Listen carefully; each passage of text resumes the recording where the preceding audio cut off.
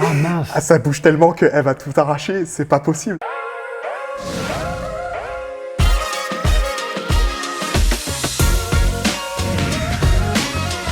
Hey, bienvenue sur le Wedding Talks.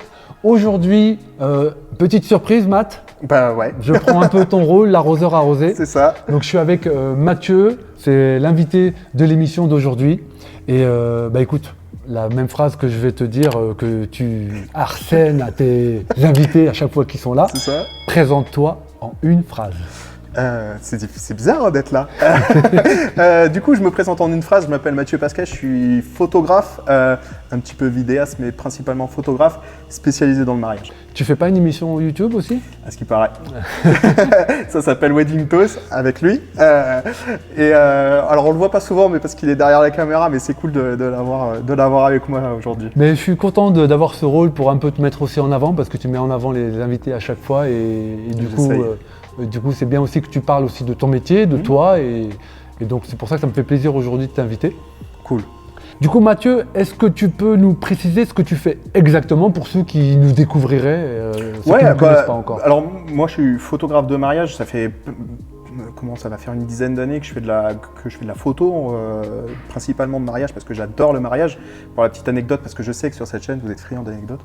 Il y a... Ne spoil pas, Spoil pas les étapes. on y arrivera, t'inquiète pas. Non, c'est que j'ai comment... Il y a des années de ça, il y a presque 20 ans, je voulais être organisateur de mariage. D'accord. Quand ça existait presque pas en France, hein, c'était très intime.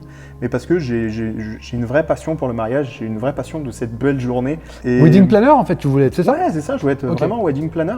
Et pour la petite histoire, j'ai vu un reportage une fois à la télévision de ces Manitou du mariage, de ces touches à tout, ces couteaux suisses du mariage.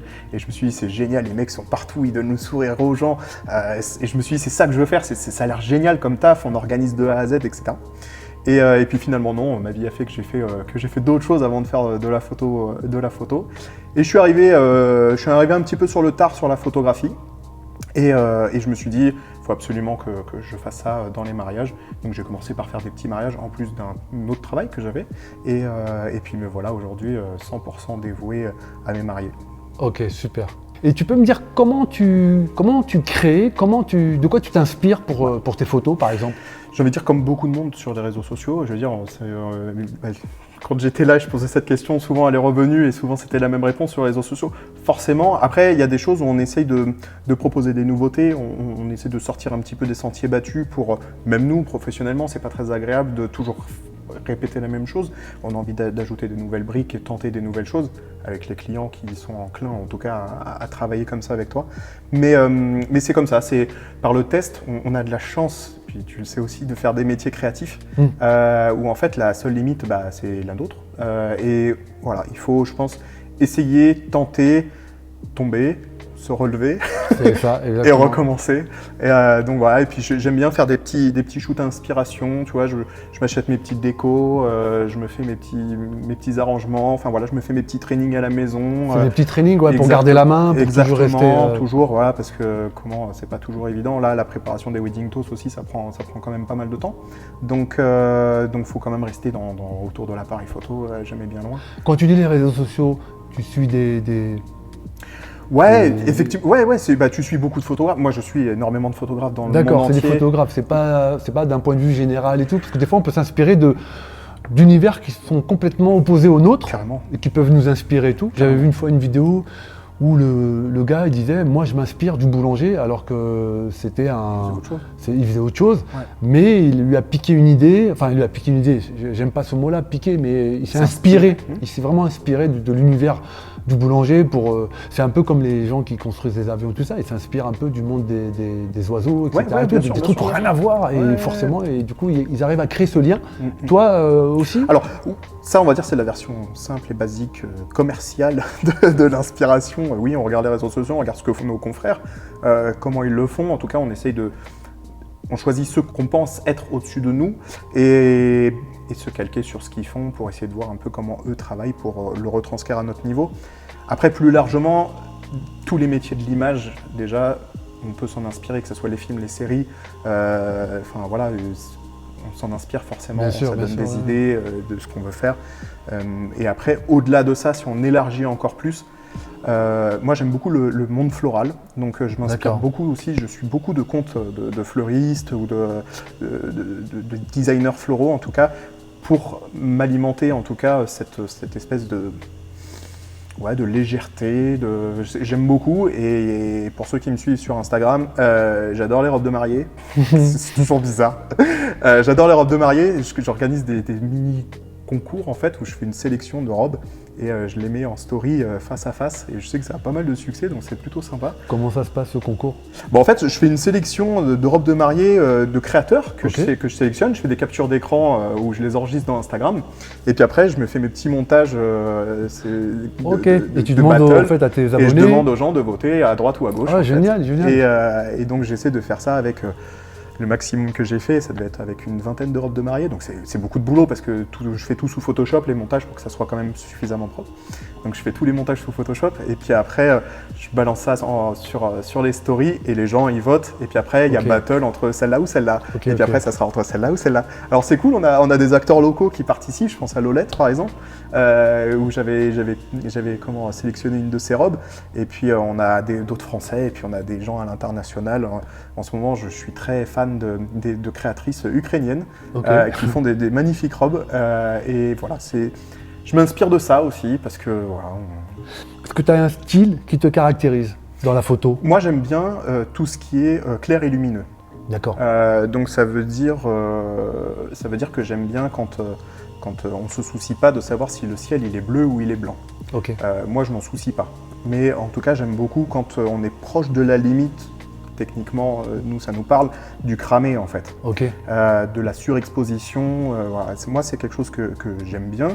Je suis moins dans un style foncé, moody, tu vois. J'apprécie parce que j'en suis quand même, mais c'est pas quelque chose que j'aime faire vraiment.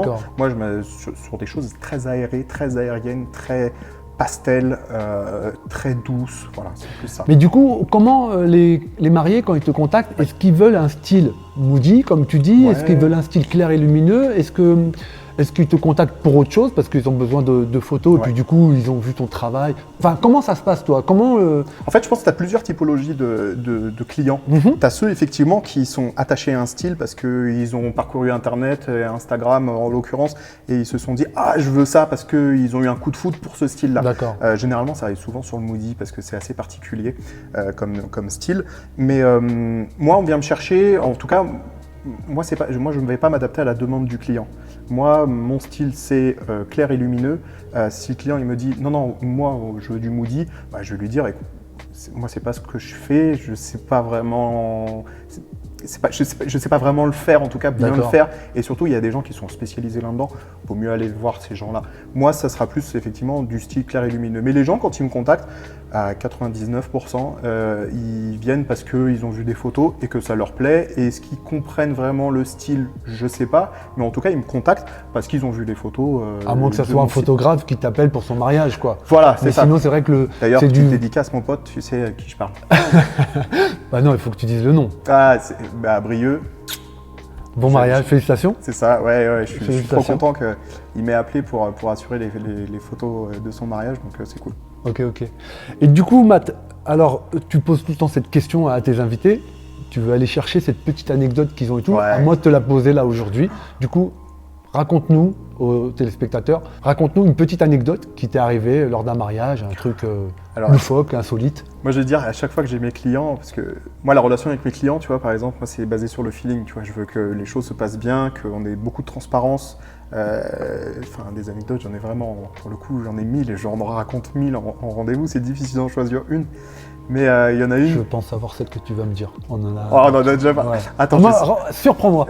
Je sais pas. Mais il y en a une que j'aime bien en tout cas. C'est une maman qui, pendant la séance de préparatifs, pendant les préparatifs en tout cas de sa fille, elle était là en train d'habiller sa fille en fait. Et elle était très prise d'émotion, comme beaucoup de mamans. Elle était très émotive. Et elle commençait à avoir les mains qui tremblent. Et elle essayait de lui mettre le voile dans les cheveux. Moi, j'étais derrière avec le boîtier, tu sais. J'étais pas bien parce que je voyais que ça tremblait et je me dis, c'est chaud. Et elle commence à s'approcher et les mains tremblent de plus en plus. Et et là j'ai fait non, je peux pas. Elle va lui défoncer sa coiffure. Ah mince. Ah, ça bouge tellement qu'elle va tout arracher, c'est pas possible. Et du coup, je l'ai fait asseoir, tranquillement. Bon, elle est tombée dans les pommes, hein, la maman, clairement. On l'a sauvée, tout va bien. Au premier sens du terme. Non, mais elle est vraiment tombée dans les pommes. Wow. La fille, du coup, maman, on gère. Enfin, je gère parce que j'étais tout seul. J'ai fait je gère. Donc, j'ai géré la mère à moitié dans les vapes. Et du coup, c'est moi qui ai mis le voile de la mariée. Après, elle se reconnaîtra peut-être. Et j'ai dit, ça restera entre nous. Bon, du coup, voilà, vous êtes dans la confidence, mais je lui ai dit, ça restera entre nous, personne ne le saura. Et j'ai fait lever la maman, une fois qu'elle avait repris ses esprits, j'ai fait mettre les mains à côté du voile, j'ai fait la photo. Et merci, au revoir. Ah ouais, ça doit être un truc de fou. Ça. Ouais, ça surpaye. Faut être un peu couteau suisse parce qu'on est des éponges à émotion ce jour-là. Ouais, c'est clair. Et on est obligé d'en prendre sur nous et d'essayer de trouver des solutions. Et celle-ci était cool. Ouais. Et ouais, parce que je me rappelle que tu l'avais dit dans une émission, je sais plus qui c'était l'invité, où justement, surtout dans l'image, dans la photo ou la vidéo, on accompagne le marié du matin au soir. C'est ça. On est presque le prestataire qui est le plus connecté à lui. Et mais tout. pour moi, on est le prestataire. Et du coup, on est souvent aussi, on peut servir de couteau suisse, comme tu dis, s'il y a besoin. C'était avec Jeanne, il me semble, qui a dépanné des chaussures parce que le talon a cassé. C'est vrai. C'est fabuleux. C'est vrai, elle s'est retrouvée pieds nus. C'était génial. Derrière la caméra, quand elle a sorti l'anecdote, j'étais mort de rire. Et c'est vrai que, franchement, c'est ça qui fait aussi la beauté de notre métier aussi, je trouve. C'est ça. En dehors de l'aspect technique. Oui. En fait, on est là pour l'une des plus belles journées. Je vais pas dire la plus belle parce que c'est trop précis. J'aime bien dire l'une des plus belles journées de deux personnes, en tout cas. Et on est là pour la rendre encore plus belle, pour pas qu'ils se posent des questions, pour essayer d'éponger plein de petites choses que eux ne voient pas. Et tout à l'heure, tu disais, effectivement, on est là du début à la fin. Quand il n'y a pas de wedding planner, en tout cas, c'est nous qui avons un peu ce rôle en tant que vidéaste ou photographe d'essayer d'orchestrer tout ça parce que finalement, on voit toute la journée. C'est peut-être nous qui avons passé le plus de temps avec les mariés dans les rendez-vous. C'est clair. Et en tout cas, moi, c'est vraiment hyper important de passer du temps avec les mariés parce que je veux tout savoir. Je veux tout savoir. Je veux un tableau, heure par heure, où est-ce qu'ils sont, avec qui ils sont, qu'est-ce qu'ils font. Parce que je ne veux pas me poser de questions de savoir où ils sont, où j'en suis dans mon mariage. Ce tableau, je l'apprends par cœur, je le mets dans le téléphone au cas où, je fais ma petite anti-sèche. Et au moins, comme ça roule sur des rails. Ça te permet surtout de ne pas les embêter pendant cette journée-là, à savoir si ça. Donc, ça fait professionnel. Et tu peux anticiper tous les cas de situation. Voilà, c'est ça. Je m'assure, c'est bête, mais je m'assure que s'il y a une cérémonie laïque, les chaises, est-ce qu'elles sont bien, machin, s'il a plu, je viens nettoyer. Enfin, il y aura toujours la petite attention qu'ils vont pas voir, et tant mieux. Je suis pas là pour me jeter des fleurs ou quoi. Je veux pas qu'ils voient ça, mais je veux que, en fait, inconsciemment, ils savent que tout est OK et qu'ils aient aucune question à se poser. Ils arrivent du velours. Tu fais une belle transition. Moi, je suis vidéaste. Comment tu te comportes lors du mariage avec le vidéaste? Je sais qu'il faut, moi personnellement, je m'y prends un peu à l'avant. J'essaie d'appeler le photographe pour savoir comment il bosse et tout, pour pas qu'on se rencontre et qu'on se découvre le jour J. Ça permet justement d'éviter. Parce que les mariés, ce qu'ils savent pas, c'est que le photographe et le vidéaste font les mêmes.